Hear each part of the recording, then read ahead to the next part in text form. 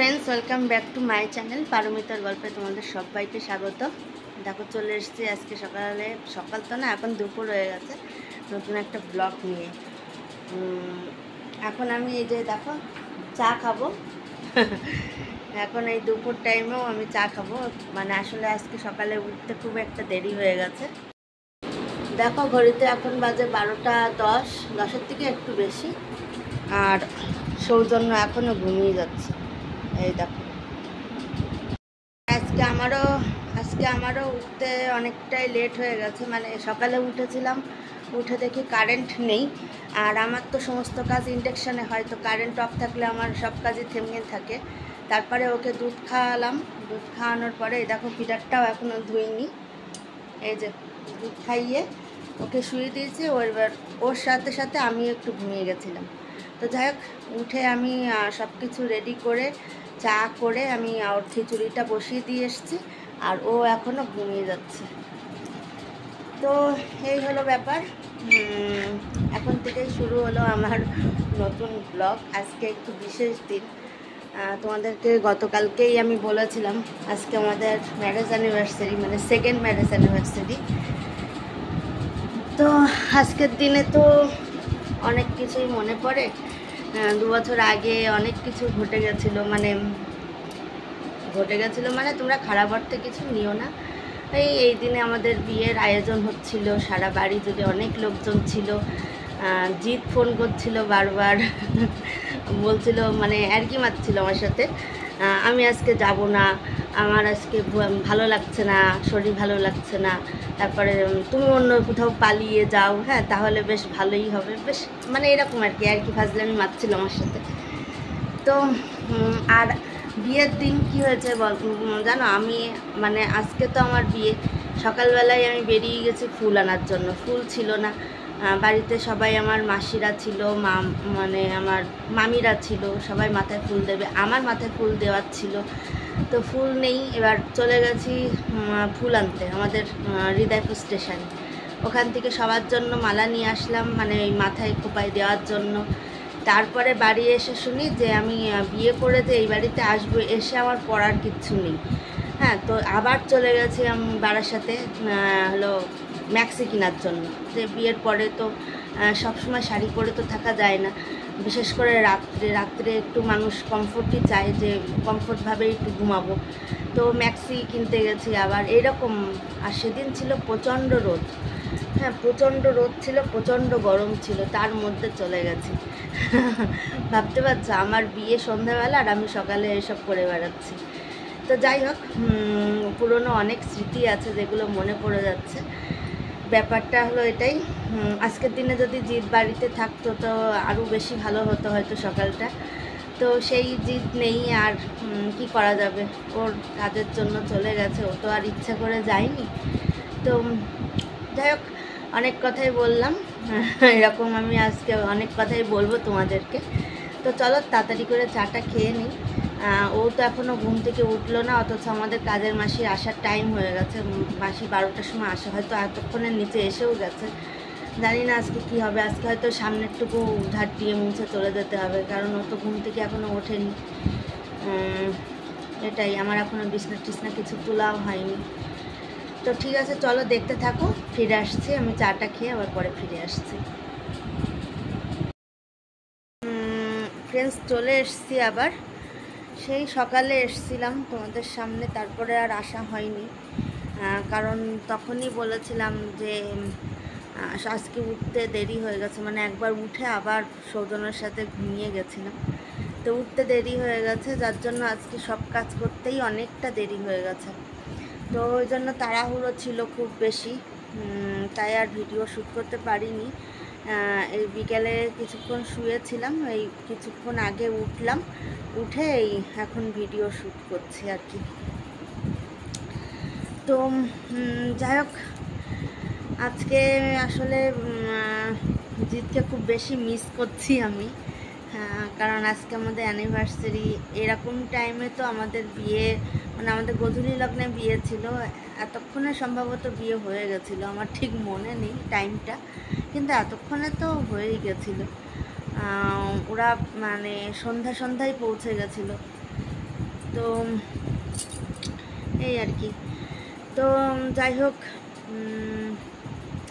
আজকে কিছু সত্যি কথা বলি, এতদিন তোমাদেরকে বলিনি। কথাটা হচ্ছে যে ও যখন এখানে ছিল, মানে ও তো আবুধাবিতে থাকতো, তোমরা সবাই জানতে। তো আবুধাবির থেকে ও ছুটি নিয়ে এসেছিল। তারপরে তো আমার শ্বশুর অসুস্থ হয়ে পড়লো, ওনার অপারেশন হলো, সবই তোমরা জানো। তারপরে ওনার প্রোস্টেটে ক্যান্সার ধরা পড়লো, এখন অবশ্য ট্রিটমেন্ট চলছে, ভালো আছে। তো সবই তোমরা জানো, আমার ব্লগ ভিডিওতে সবই দেওয়া আছে, যারা তারা দেখোনি একটু পিছনের ব্লগ ভিডিওগুলো দেখলে বুঝতে পারবে। তো ওই মুমেন্টে ও আর কি জবটা ছেড়ে দেয় ওখানকার, কারণ ওকে সব কিছুই সামলাতে হয়েছিল, হসপিটালে যাওয়া, শ্বশুরকে রিলিজ করে নিয়ে আসা। আমি তো শুধু যেদিন অপারেশন হচ্ছিলো সেদিনই গেছিলাম, তারপরে তো আর যেতে পারিনি। ওই সব কিছু সামলেছে, আর সঙ্গে আমার ভাসুরও ছিল। তো যাই হোক, যখন জবটা ছেড়ে দিল খুব আনন্দ হয়েছিল মনে, যে বিয়ের পরপরই তো প্রায় চলে গেল। বিয়ের হয়তো 1 মাসের মধ্যেই ও চলে গেছিলো আর কি। 2 মাসের ছুটি নিয়ে এসেছিলো, 1 মাস তো ওর ট্রেনিং করলো, তারপরে বিয়ে টিয়ে এইসব কারণেই আর কি কেটে গেল 1 মাস। আর একটা মাস ছিল, তো এই আর কি। তো বিয়ের পরে তো এই 1 মাসই ওকে পেয়েছিলাম। তারপরে যখন ছেড়ে দিল ভাবলাম যে এইবার অনেক দিন একসাথে থাকতে পারবো, অনেকটা মাস একসাথে থাকতে পারবো, কারণ নতুন একটা আবার জব পাবে তারপরে। তো খুব আনন্দ হয়েছিল। কিন্তু মানে যত দিন যাচ্ছিল তত যেন আমাদের ঝগড়াঝাঁটি, অশান্তি, তিক্ততা একটু বেড়ে যাচ্ছিল দুজনের মধ্যে। যখনই ও মানে বাড়ি থাকতো, ও তো বাইরে মানে আড্ডা টাড্ডা মারতে যেত, তোমরা জানো। আমি ভিডিওতে বলেছি জিৎ এখন আসেনি, এই আর কি। তো যখনই আসতো না তখনই মানে একটু ঝগড়াঝাঁটি, অশান্তিটা বেশি হতো আমাদের মধ্যে, কোনো না কোনো কারণ নিয়ে হতোই। হ্যাঁ, মানে জানি না কিভাবে কারণগুলো চলে আসতো, কিন্তু হতো। আবার এমনও হয়েছে যে বাচ্চাদের তো যখন তখনই শরীর খারাপ করে, যাদের ছোট বাচ্চা আছে ঘরে তারা জানো, যখন তখনই শরীর খারাপ করে। তো যদি ছেলের মানে রাত্রে ঠান্ডা লাগে বা পেটে ব্যথা হয় বা হোয়াটএভার, সেটা নিয়েও আমার সাথে অশান্তি হতো ওর। যাই হোক, অশান্তি হওয়ার কোনো মানে কারণ ছিল না বিশেষ, যে কোনো কিছু নিয়ে আমাদের মধ্যে খুব ঝগড়াঝাঁটি, অশান্তি হতো। যেটা আমি তো মানে জানি না, ওর ফিলিংসটা জানি না, মানে ও কী ভেবেছিল, বা নিশ্চয়ই ওরও বিরক্তি লাগতো, আমারও বিরক্তি লাগতো, আর বাড়ির লোকজনও বিরক্ত হয়ে গেছিলো। সবসময় বাড়ির লোকজন বোঝাতো আমাদেরকে, যে এখনও বোঝায় যে এখন একটা ছেলে হয়েছে, কেন এরকম ঝগড়াঝাঁটি করো, দুজন একসাথে থাকো, যেরকম গার্জিয়ানরা বলে আর কি। তো যাই হোক, মানে যত দিন যাচ্ছিল তত শুধু মনে হচ্ছিল যে ও কবে একটা নতুন চাকরি পাবেন, কবে চলে যাবে, কবে। আমি হয়তো মানে ঝগড়ার মাঝখানে বলেও দিয়েছি হয়তো 2-3 বার যে তুমি কবে যাবে, তুমি এখনও কেন বাড়িতে পড়ে আছো। মানে হয় না, ঝগড়ার সময় মাথা ঠিক থাকে না অ্যাকচুয়ালি।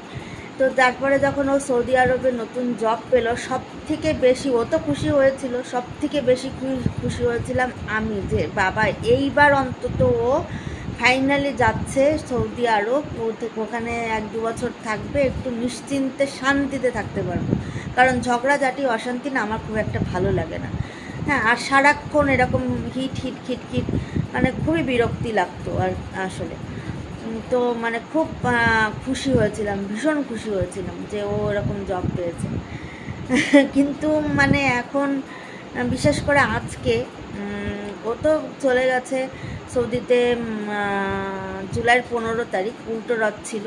গেছিলাম আমি আর ছেলে আর আমার শ্বশুর, আমরা 3 জনে ওকে এয়ারপোর্টে মানে সিএফ করতে গেছিলাম। তো যাই হোক, সেদিন উল্টো রথ ছিল, আর ভিডিও করিনি, কারণ ওই মুহূর্তেটা আমি খুব অসুস্থ ছিলাম। আমার জ্বর এসেছিলো, মানে ভাইরাল ফিভার যেটাকে বলে, জ্বর এসেছিলো, ওরও জ্বর এসেছিলো, কিন্তু ও মানে ওষুধ টষুধ নিয়ে চলে গেছিলো। আমার প্রথমে জ্বর এসেছিলো, তারপরে ওর আসলো জিতের, তারপরে আসলো আমার শাশুড়ির আর আমার ছেলের মানে সৌজন্যর, আর একদম শেষে আসলো আমার শ্বশুরের। মানে আমাদের বাড়ির সবাই অসুস্থ ছিল আসলে, ভাইরাল ফিভার তো। আর এই টাইমটা না সবারই মানে ভাইরাল ফিভারই হচ্ছে। তো যাই হোক, অসুস্থ ছিলাম, ওই জন্য আমি কদিন আর মানে কোনো ভিডিও শ্যুট করিনি। প্রতিদিন একটু লাইভে আসতাম, এই আর কি। হয়তো এর মধ্যে একদিন তো লাইভে আসতেও পারিনি। যাই হোক, এবার চলে যাওয়া, ও যখন সৌদিতে গেল না, তারপর থেকে যেন কেমন ফাঁকা ফাঁকা লাগা শুরু হলো। কারণ এই ঘরটাতেই তো থাকতাম আমরা দুজনে, আর ছেলে, আমরা তিনজন থাকতাম। সে ঝগড়াঝাটি অশান্তি যাই হোক, এক ঘরে তো থাকতাম, এক ছাদের তলায় তো থাকতাম। আর আজকে যেন বেশি করে ওর কথা মনে পড়ছে, ওকে মানে মিস করছি। আসলে এই দিনটা আমাদের জীবনে তো সব থেকে একটু বিশেষ দিন। আমারও যেরকম বিশেষ দিন, ওরও বিশেষ দিন। তো আজকে যেন একটু বেশি ওকে মানে ফিল করছি যে এই দিনে এই হয়েছিল, ওই হয়েছিল। গত বছরও খুব মিস করেছিলাম, কিন্তু গত বছরও মানে এতটা খারাপ লাগেনি। হ্যাঁ, ফাঁকা ফাঁকা তো অবশ্যই লাগে, সবসময় লাগে। এই বছরও ফাঁকা লাগার বিশেষ কোনো কারণ নেই, কারণ গত বছর ছেলে ছিল 4 মাসের, ওকে নিয়ে সময় কাটছিল। এই বছর তো আরও বেশি করে সময় কাটছে, কারণ আরও বড় হয়েছে, আরও দুরন্তপানা হয়ে গেছে, আরও বেশি করে ওর পিছনে থাকতে হচ্ছে। কিন্তু গত বছর আমাদের দুজনের একসাথে থাকা হয়নি খুব বেশি দিন। ওই যে বললাম, বিয়ের 1 মাস পরেই ও চলে গেল। কিন্তু এই বছরটা আমরা দুজনে একসাথে বেশ অনেকটা সময় কাটিয়েছি। আমরা প্রায় 8-9 মাস কাটিয়েছি একসাথে। তাই এই বছরটা জন্য একটু বেশি ফাঁকা ফাঁকা লাগছে, বেশি খারাপ লাগছে। তো যাই হোক, ঈশ্বরের কাছে কামনা করি আমাদের 3য় বছর জন্য একসাথে কাটে, এটাই হলো ব্যাপার। তো আমি আর বেশি ভিডিওটা বড় করব না, ভালোও লাগছে না ভিডিওটা করতে। শুধু একটু নিয়ম করে লাইভে আসি, এই কারণে যে প্রতিদিন লাইভে আসি তো অনেকেই ওয়েট করে লাইভে আমার সাথে দেখা করবে, কথা বলবে বলে। তো হয়তো একটু পরে লাইভে আসব, কিন্তু এই ভিডিওটা আমি আর বেশি বড় করতে পারছি না, মানে করতে চাইছিও না, ভালো লাগছে না, আসলে মন থেকেই ভালো লাগছে না। তো এখন এখানেই আমি শেষ করছি আমার ভিডিওটা। তোমরা সবাই ভালো থেকো, সুস্থ থেকো। আর যদি পারো চ্যানেলটা, যদি এখনও পর্যন্ত তোমরা কেউ সাবস্ক্রাইব না করে থাকো, একটু সাবস্ক্রাইব করে পাশে থেকো। আমি আবার কালকে চলে আসবো নতুন একটা ব্লগ নিয়ে, নতুন একটা ভিডিও নিয়ে। এখানেই আমি তাহলে শেষ করছি। আমি আর বেশিক্ষণ থাকবো না, ভালো লাগছে না আসলে, খুব মিস করছি জিৎকে। জানি না জিৎ তুমি আমার ভিডিওটা দেখছো কি না, আসলে আমি তোমার খুব মিস করছি। তো যাই হোক, আমি শেষ করলাম এখানে। আর রাত্রে শ্বশুর অর্ডার করেছিল কিছু খাবার বাইরের থেকে, আমি ঠিক জানি না কি খাবার অর্ডার করেছে। আমি নিষেধ করেছিলাম যাতে না করে, কিন্তু বললো যে না মানে অর্ডার করি, আমরা 3 জনে খাই আর কি, জিৎ যখন শুনবে জিৎ খুশি হবে। তো আমি আর না করিনি, কারণ ওনাদেরও ইচ্ছা হচ্ছে, ওই জন্য না করিনি। দেখি যদি মানে পারি তো খাবারটা মানে কি খেলাম তোমাদেরকে দেখাবো, আর না পারলে না, আবার কালকে আসবো। ঠিক আছে, তো চলো তাহলে আমি এখনকার মতন আসি, টাটা। যদি পারি তো দেখাবো খাবারটা, না পারলে নাই। ঠিক আছে, চলো টাটা।